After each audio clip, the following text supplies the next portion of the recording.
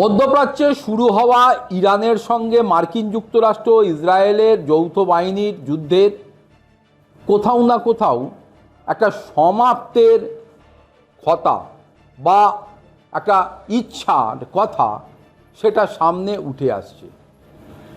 Iran নাকি চাইছে যুদ্ধটা বন্ধ হোক। শুধু ইরান নয়, মার্কিন যুক্তরাষ্ট্রের শান্তিকামী যে সমস্ত মানুষজন রয়েছে, যারা প্রতি বছর তাদের আয়ের থেকে ট্যাক্স মার্কিন যুক্তরাষ্ট্রের সরকারকে প্রদান করে এবং বিভিন্ন উন্নয়ন খাতে তা খরচ করার লক্ষ্যে তারা ট্যাক্সটা দেয়, এবার তারাও চাইছে এই যুদ্ধ খেলাটা অবিলম্বে বন্ধ হোক। তার কারণ ইরানের বিরুদ্ধে চলা সংঘর্ষ আমেরিকার জন্যে খুবই খরচ সাপেক্ষ হয়ে উঠছে যত দিন গড়াচ্ছে। পেন্টাগনের প্রাথমিক অনুমান অনুযায়ী যুদ্ধের প্রথম দিনেই আমেরিকার ট্যাক্সপেয়ারদের অন্তত 11.3 বিলিয়ন ডলার খরচ হয়ে গেছে। এই সময় ইরানের প্রেসিডেন্ট আমেরিকার সামনে যুদ্ধ শেষ করার একটা ইঙ্গিত বা ইচ্ছার কথা জানিয়েছে। তবে এর সঙ্গে তিনি 3টি শর্ত বেঁধে দিয়েছেন ওই মার্কিন যুক্তরাষ্ট্রকে। ইরানের প্রেসিডেন্ট মাসুদ পেজেশকিয়ান বলেছেন, তেহরান আঞ্চলিক শান্তির জন্য প্রতিশ্রুতিবদ্ধ, কিন্তু বর্তমান সংঘর্ষ তখনই শেষ হতে পারে যখন ইরানের বৈধ অধিকারকে মার্কিন যুক্তরাষ্ট্র সহ তার সহযোগী দেশগুলো স্বীকৃতি প্রদান করবে। তিনি স্পষ্ট করেছেন যে কোনো সমাধানের জন্য ইরানের প্রধান দাবিগুলো মেনে নেওয়াটা খুব জরুরি হবে।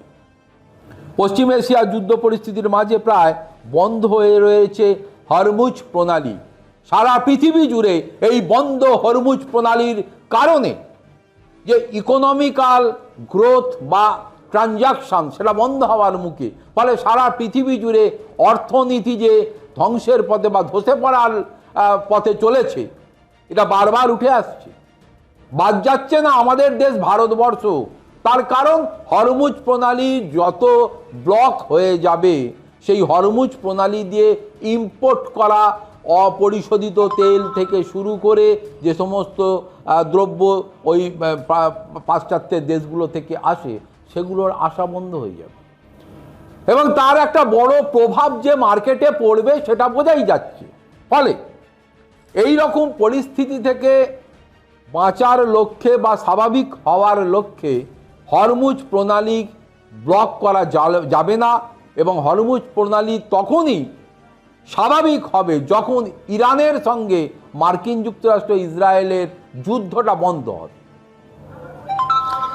এবং পণ্যবাহী জাহাজ হামলার এই হরমুজ প্রণালীতে একাধিক যে জাহাজ যেগুলো আসছিল ভারতের অভিমুখে বা বিভিন্ন রাষ্ট্রের অভিমুখে, সেগুলো অনেকের আক্রান্ত হয়েছে। ফলে সারা পৃথিবীর পাশাপাশি ভারতের আনুষ্ঠানিকভাবে বিবৃতি দিয়ে তীব্র সমালোচনা করেছে। এবং অন্যদিকে বুধবারই ফের ইরানকে হুঁশিয়ারি দিয়েছে আমেরিকা। ইরানের বিস্ফোরক বোঝাই 16টি নৌকো ধ্বংসের দাবিও করেছে ওই মার্কিন সেনা। ইরান যুদ্ধ শেষ করার জন্য বেশ কিছু শর্ত রেখেছে, কিন্তু সব শর্ত কি মানতে রাজি হবে ওই মার্কিন যুক্তরাষ্ট্র বা যুদ্ধবাজ মার্কিন যুক্তরাষ্ট্র? পেজেশকিয়ান সোশ্যাল মিডিয়া প্ল্যাটফর্ম এক্সে পোস্ট করে জানিয়েছেন যে তিনি এই বিষয়টি নিয়ে রাশিয়া এবং পাকিস্তানের নেতাদের সঙ্গে কথা বলেছেন।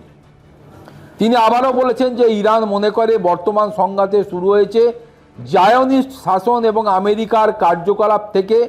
ইরানি প্রেসিডেন্ট বলেছেন যে এই সংকটের সমাধানের জন্য 3টি গুরুত্বপূর্ণ বিষয় দরকার, যা সমাধান হওয়া দরকার। একদিকে যখন পেন্টাগন বলছে যে এই যুদ্ধের জন্য প্রতিদিন আরব ডলার খরচ হচ্ছে, তখন অন্যদিকে ট্রাম্প জয়ের দাবি করছেন। কোথায় জিতেছেন সেটা ট্রাম্প জানেন, আর পৃথিবীর অন্য কোনো লোক জানেন না। আমেরিকার কেন্টাকিতে এক র্যালিতে ডোনাল্ড ট্রাম্প বলেছেন যে যুদ্ধ আমেরিকা জিতে গিয়েছে, যদিও তিনি পরে বলেছেন যে এই অপারেশন শেষ হবে না। তিনি দাবি করেছেন যে এখনো পর্যন্ত ইরানের 58টা নৌসেনা জাহাজ তারা নাকি ধ্বংস করেছে। ব্যাপারটা হচ্ছে এই টোটাল খবরটা সারা পৃথিবীর মানুষের কাছে নেই, তবে আমেরিকার প্রেসিডেন্ট দাবি করেছে এবং স্পষ্ট করে দিয়েছেন যে কাজ শেষ না হওয়া পর্যন্ত অভিযান চালিয়ে যাবে আমেরিকা। ডোনাল্ড ট্রাম্প আরও বলেছেন যে এই যুদ্ধ খুব তাড়াতাড়ি শেষ হতে পারে, কিন্তু তার জন্য তিনি কোনো স্পষ্ট সময়সীমা বলেননি, কারণ তিনি তো যুদ্ধবাজ, তিনি তো যুদ্ধই ওপর দাঁড়িয়েই ক্ষমতা ভোগ করবেন, ক্ষমতা বজায় রাখবেন। আমেরিকা আর ইসরায়েল 28 ফেব্রুয়ারি ইরানের ওপর যৌথ হামলা শুরু করেছিল। এরপর থেকে এই দুই দেশ ইরানের অনেক সামরিক রাজনৈতিক ঘাঁটিতে হামলা করেছে। রিপোর্ট অনুযায়ী হামলাগুলোতে 1200-এর বেশি ইরানি নাগরিক মারা গিয়েছে, 1200-এরও বেশি। অন্যদিকে ইরান পাল্টা আক্রমণ করেছে, যার মধ্যপ্রাচ্যে আমেরিকার ঘাঁটি মিত্র দেশগুলোর ওপর হামলা করেছে, যেখানে ইতিমধ্যে 7 জন আমেরিকান সেনা মারা গিয়েছে বলে খবর উঠে এসছে, 140-এর বেশি আহত হয়েছে।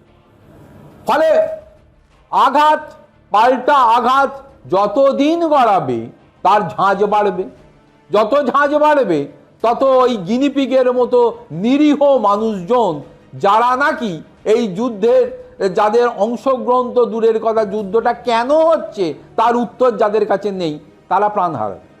রাজায় রাজায় যুদ্ধ হবে আর ওই উলু খাগড়ায় প্রাণ হারাবে। আর এটাই নাকি এখন বর্তমান পৃথিবীর ভবিতব্য। তাই এই ভবিতব্য চেঞ্জ করতে হবে।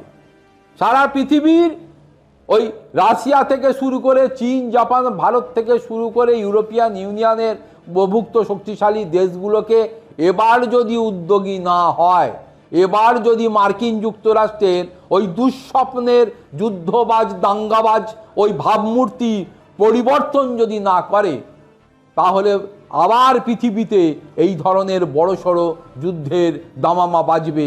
তৃতীয় বিশ্বযুদ্ধও হয়তো এসে পড়বে, মানুষের প্রাণহানি হবে, বিশ্ব জগৎ সংসার আরও ক্ষতিগ্রস্ত হবে। তাই এ ক্ষতি করতে দেওয়া যাবে না। সাধারণ মানুষের স্বার্থে, শান্তি প্রতিষ্ঠার স্বার্থে যদি প্রয়োজনে মার্কিন যুক্তরাষ্ট্রকে ওই দমানোর প্রয়োজন পড়ে, তাহলে সব শুভবুদ্ধি সম্পন্ন, শুধু মানুষ নয়, শুভবুদ্ধি সম্পন্ন সমস্ত দেশ একদিন মার্কিন যুক্তরাষ্ট্রের বিরুদ্ধে দাঁড়াবে, এটাই মনে করে রাজনৈতিক মহল।